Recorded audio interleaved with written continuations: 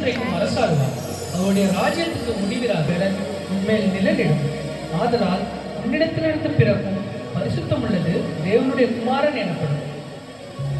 இதோ நான் ஆண்டவருக்கு அடிமை, உம்முடைய வார்த்தையின்படி எனக்கு ஆக கடவுது. தனக்கு நியமிக்கப்பட்ட மரியாள் கர்ப்பவதியாய் இருப்பதை யோசேப்பு அறிந்தான். ஆனால் யோசேப்பு நீதிமானாய் இருந்து அவளை அவமானப்படுத்த மனதில்லாமல் இரகசியமாய் அவளை தள்ளிவிட யோசனையாய் இருந்தான். அன்று இரவு தேவதூதன் யோசேப்புக்கு சொப்பனத்தில் தோன்றி, தாவீதின் குமாரனாகிய யோசேப்பே, உன் மனைவியாகிய மரியாளை சேர்த்துக் கொள்ள ஐயப்படாது. அவளிடத்தில் உற்பத்தியாயிருக்கிறது பரிசுத்த ஆவியினால் உண்டானது.